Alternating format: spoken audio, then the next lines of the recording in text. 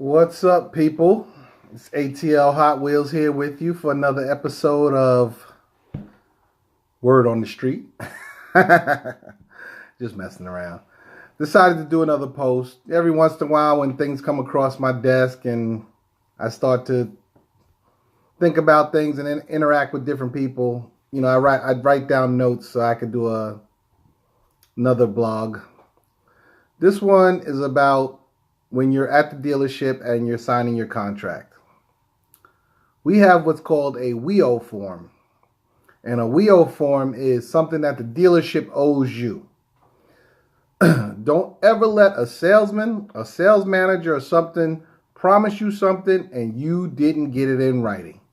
Because if it's not in writing, it doesn't matter. You can come back 3 weeks and say, hey, I was promised an oil change by such and such a salesperson or such and such a manager. That manager don't work there no more. And everybody be looking at you like, if it's not in writing, we're not doing it. So make sure you get your WEO forms or whatever that particular dealership you go to. Some type of contract in writing, whether it's the first 2 or 3 oil changes free, whether they agree to fix a ding in the car, or if your rims have some curb rash on it and they said, yeah, bring it back next Saturday, our rim guy's here, we'll fix it. Get it in writing. Do not let them just say, yeah, we'll handle it, come on in, because that doesn't mean anything. Excuse my watch. Always want to get it in writing. That's kind of the topic of where we're going today. Also, some other things I was thinking about is I had a customer who said, his credit score was a little damaged, and I saw he had a repo on there. And he said to me, well, it really wasn't a repo. It was a voluntary repo. I gave the car back. Repossession is repossession. You didn't finish paying for that loan. You gave that car back before that loan was due. It hurts your credit regardless. So, don't let somebody say, well, I gave it back, like that's going to help. That's not going to help. What's going to happen is the bank that you sent the car back to is going to run it to the auction under complete wholesale numbers. The car may be worth $20,000, but under a wholesale auction, they may get $12,000 for it. You are on the hook for the balance. So even though you did a repo, they're still coming after you, because what happens is that bank sends your paper to a collection agency. That collection agency buys that paper from the bank for a cut rate price, and then they just start attacking you. Your job, your home, your family, your garnishment of your paychecks. They're just going to start coming after you. So, don't think because you did a voluntary repo, it's still bad. It's not helping matters none. The best thing you can do, if you're in a situation where, you're starting to fall behind on payments and things are happening, you may want to try to sell the car and pay off that loan. So at least you wash yourself clean of it. But just giving it back to the bank is never really a good option unless you absolutely have no choice. Because a repo is a repo, voluntary or not. Just kind of is what it is. Now, you do have some people who file bankruptcy for one reason or another, medical bills, things happen in life. We understand. If you can avoid keeping that car out of the bankruptcy, and which you can do, you can file bankruptcy and exclude your car, not include your car in that bankruptcy, and still make your car notes. It's going to help your credit. I mean, obviously, filing bankruptcy is not a great thing, and it's going to happen. It's going to hurt your credit. But you want to do what you can to try to minimize that hit you're going to take on your credit score. And if you can keep your car note going and put in your credit cards and put in your hospital bills and put in whatever else you need, but keep your car note going, that's a good thing, because it's going to lessen the time that your credit score is down. Also, when you come to me and say, hey, Mike, I'm ready for my next car, I can go to the bank and say, yes, they filed bankruptcy. But you see, he didn't file it with his vehicle. He kept his vehicle, he made his payments, and he did what he's supposed to do. So that gives me ammo when I'm going to the bank and fighting for you to get your next car. So if you can avoid putting your car as part of your bankruptcy, it's a plus. Obviously, the second time around, your interest rates are going to be higher. They're probably going to want some money down. One of the things you want when you're rebuilding your credit and you're trying to get a car, just kind of know your means, know what you want. Listen, we understand you got to crawl before you walk. You got to walk before you run.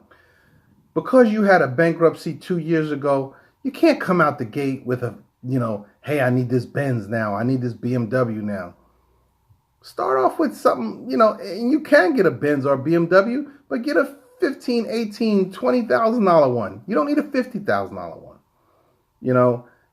I sell cars to some people, and if I didn't tell them what year it was or what the price was, the car looks great, and nobody will ever know.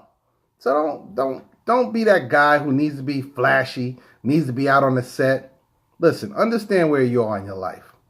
I had some dips, I had some problems. I'm rebuilding myself. I'm here to help. I'm going to try to get you approved. I'm going to do what I can do to get you a good interest rate. If you bring cash is king. So the banks are always going to talk when they see you have a dog in the fight. It's a $20,000 or $25,000 car I'm going after, and I'm bringing $5,000 to the table. That's a good chunk of money for me to go to with the bank and fight for you. Bringing me $5,000 on a $60,000 or $70,000 car, that's doing nothing. The bank's not even going to blink at that. So just remember, know where you are, know what you got to do to get yourself back. It's not going to take long. Listen, 5 years is not a long time.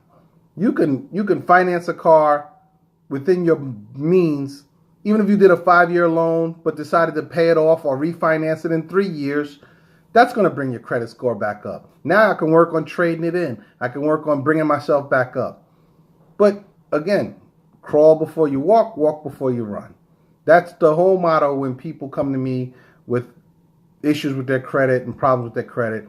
So listen, know where you are. And I've sent other people out of the dealership that says, listen, I'm not willing to work with you because you're completely unreasonable, and I don't need that aggravation in my life. I've been in the car business 20 plus years. I've done finance for over 15 years.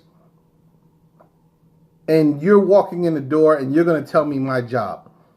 I don't need people like that in my life. I'm 50 years old now, and I'm not that young guy who's going to, I'm going to fight for you if you're willing to fight. If you're willing to fight and you're willing to be reasonable. But I'm not going to fight for you if you're just completely on another planet than me. I don't need the aggravation. I don't need the bank calling me saying, hey, we stuck our neck out there for you and put this loan out there and the guy's not making his payment. Because that's what happens. I get those phone calls. So, again, I'm always here for you for any questions. I'm always willing to help somebody with their credit, telling them where they need to fix their credit, what's on their credit, and what direction to go to bring your score up. Little things like if you have a credit card and say your credit card has $1,000 max balance, and you brought your credit card up to like $900, so you're almost maxed out on your credit card. That hurts your credit score. But do you realize if you call your credit card company and you've been making your payments good, but you're almost maxed out on that card, call your credit card company and up your balance from $1,000 to $2,500. Now that shows on your credit report that you're not maxed out. Don't use that because you got that bigger balance. Don't mean go out and spend more money. But if you up your balance, it doesn't show that you're maxed out on your card now. That automatically brings your score up. Little things like that I give tips to people to help bring your score up. Another thing that messes with your score and people don't really realize it is I see a lot of people with a little bitty hospital bills, $200, $300, and you feel like, I ain't worried about that. that stuff actually messes with your credit score. So, you know, if you get an opportunity, you could actually call those hospitals or those medical places and make $25 a month payments. And they'll stop hitting your credit score. If you set up some kind of payment, and it could be as minimal as $25 a month, but if you set up those payments, they're going to stop hitting your credit and hitting your credit score. So little things like that help. Again, ATL Hot Wheels. Make sure you subscribe to the channel. I'm on YouTube. I'm on Instagram, ATL Hot Wheels. I'm on Facebook as Mike Goodall. I'm always around. Ask me any questions. I'll always be here for you. So this was just a quick episode I wanted to put out there for you guys. I'm going to go enjoy some downtime with me and my wife, and you guys enjoy the rest of your night. Take care.